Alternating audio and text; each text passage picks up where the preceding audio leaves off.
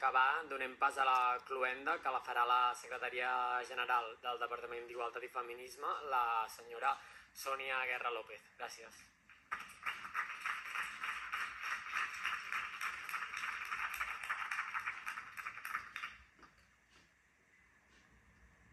Bé, moltes gràcies, Adrià. Bé, bona tarda ja. Gràcies a tots i a totes. En primer lloc, voldria donar les gràcies a l'equip d'Igualtat del Departament d'Igualtat i Feminisme, a l'Oficina d'Igualtat de Tracte i No Discriminació, per haver organitzat aquestes jornades en el marc del Dia de la Discriminació Zero i per donar-me la paraula per fer la cloenda d'unes jornades tan i tan interessants. Gràcies, Adri. En segon lloc, voldria donar les gràcies a tots i a totes vosaltres, als que esteu aquí presencialment i també a les que ens esteu seguint a nivell online. Més de 200 persones han estat escoltant el que avui havíeu de dir tant i tantes de vosaltres, i això és un èxit per a nosaltres, però sobretot és un èxit per la lluita contra la discriminació. I us vull donar les gràcies també perquè vosaltres, tots i cadascuna de vosaltres, d'aquestes 200 persones que avui heu estat aquí connectades presencial o virtualment, escoltant el que des de la Generalitat de Catalunya havíem de dir per lluitar contra la discriminació, feu que tinguem esperança. Jo crec que avui ens anem d'aquí més esperançats, més esperançades en aquests temps convulsos, en aquest canvi d'època que deia o que diu el catedràtic en Joan Subirats, que hem de lluitar contra els discursos d'odi.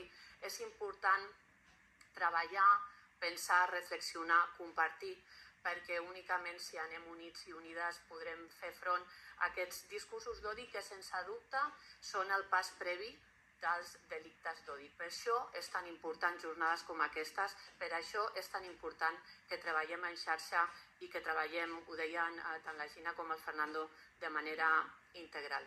I us deia que doneu esperança, i no em doneu esperança únicament a mi, sinó que doneu esperança a la humanitat, al concepte d'humanitat. Jo avui quan us escoltava, la veritat és que no portava el discurs preparat, he anat agafant notes de les intervencions de les persones que han parlat abans que jo, i quan us escoltava pensava en l'esperança, en el concepte d'esperança, i m'ha vingut al cap unes paraules de la filòsofa jueva Hannah Arendt que m'agradaria compartir amb vosaltres.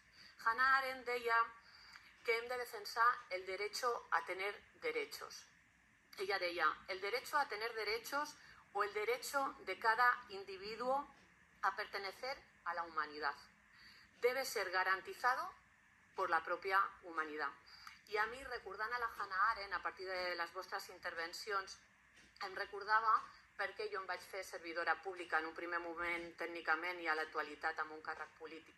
Perquè crec que l'obligació dels servidors i de les servidores públics és garantitzar aquest dret a tenir drets, el garantitzar a que tothom es senti que forma part de la humanitat. Per tant, la nostra feina, la vostra feina, és essencial per aconseguir aquest dret de ciutadania, el dret a tenir drets, que és un pas previ al dret a l'accés a la igualtat d'oportunitats. I en segon lloc, crec que és molt important parlar de l'accés a la informació. Jo sempre dic que la igualtat d'oportunitats no ve amb el naixement. La igualtat d'oportunitats ve quan tothom té dret a tenir informació, quan tothom és conscient de que té dret a tenir drets, perquè en aquests moments en el nostre país, a nivell internacional, en el món, hi ha gent que pensa que no tothom tenim dret a tenir drets. Hi ha gent que pensa que no tothom ha de pertànyer a aquest concepte d'humanitat que ens diu la Hannah Arendt. Hi ha gent, per tant, que nega la humanitat a moltíssimes persones, per diferents causes, per diferents motius. La Gina i el Fernando avui ens explicaven que en primer lloc ens trobem per motius racials, de discriminació racial, en segon lloc per orientació o identitat sexual o de gènere, i en tercer lloc per temes de capacitats.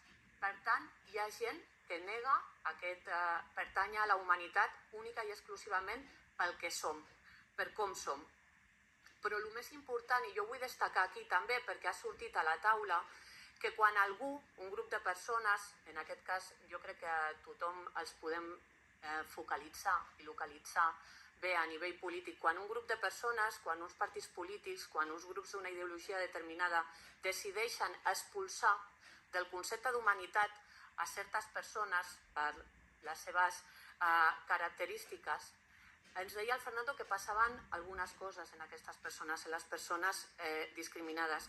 Ell ens parlava de que tenia impacte en l'autoestima, en la salut mental, i fins i tot ens deia que podia modificar les rutines en la vida quotidiana d'aquestes persones.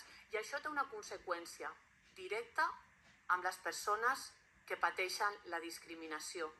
I és que en moltes ocasions aquestes persones són capaces de negar les seves identitats, siguin quines siguin, precisament per evitar la discriminació. I no hi ha quelcom pitjor que li podem fer a l'ésser humà, que és negar allò que és. I per tant és important que diguem això també alt i clar. Aquí no discriminen únicament unes persones en concret. Això no permet ser neutre. La història mai ha estat escrita pels neutrals. O estem a favor o estem en contra. I si estem en contra hem de ser clars i explícits.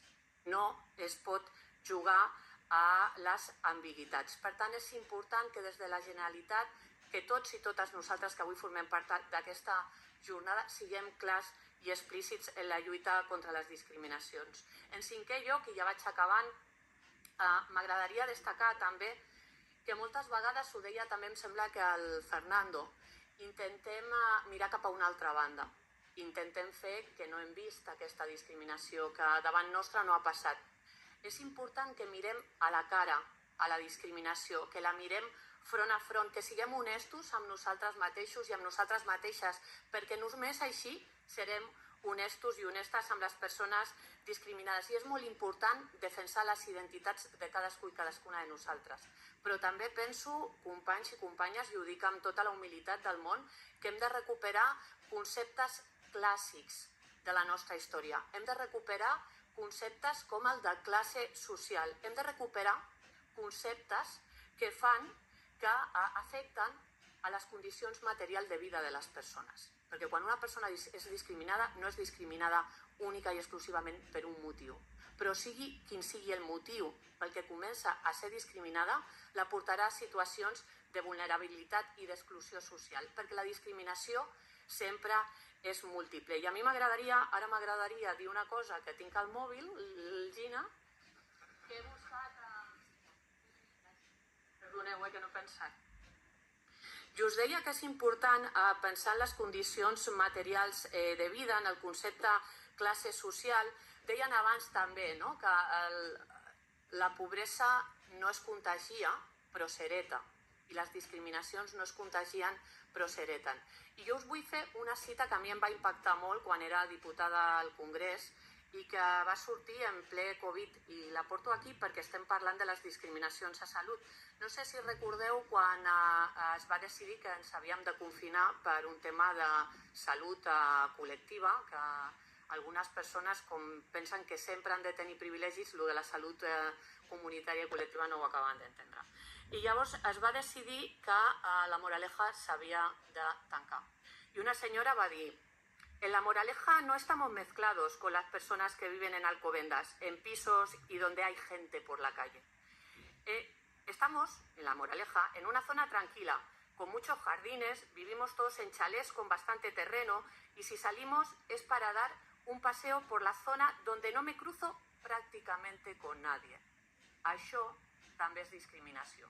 És discriminació de classe social, és discriminació de condicions materials de vida, entre altres coses, perquè aquesta senyora estava parlant de les internes que moltes vegades no estan contractades, a les que no se les va poder ajudar en l'època de la Covid perquè eren les úniques que no tenien un contracte de treball i per tant el govern no va poder fer prestacions com es feia per la resta de treballadors i treballadores. Per tant, quan estem parlant de discriminacions, estem parlant de discriminacions múltiples i per tant l'abordatge també ha de ser múltiple, també ha de ser integral. Per això és molt important que avui estiguem aquí tots i totes en xarxa treballant per evitar aquestes discriminacions. És la nostra obligació, ho deia abans, com a servidors i com a servidores públiques, lluitar contra les discriminacions, sigui quina sigui, vingui d'on vingui i la faci qui la faci. I ho farem de manera contundent, des de la prevenció, des de la sensibilització, des de l'atenció, però també des de la sanció i des de l'Oficina d'Igualtat de Tracte i No Discriminacions ho tenim clar, també des de la sanció. i sobretot per evitar qualsevol tipus de discriminació que es doni en el nostre país i també, i això és molt important, formació necessària, ho deia abans, sembla que era la Irene, la companya que treballa a Belvitge, per evitar la discriminació institucional. Hem de ser honestos i honestes, companys i companyes. La discriminació institucional existeix i només si la reconeixem podrem combatre-la i podrem acabar amb ella. Per tant, moltíssimes gràcies, no m'allargo més, i gràcies perquè gràcies a vosaltres em porto l'esperança.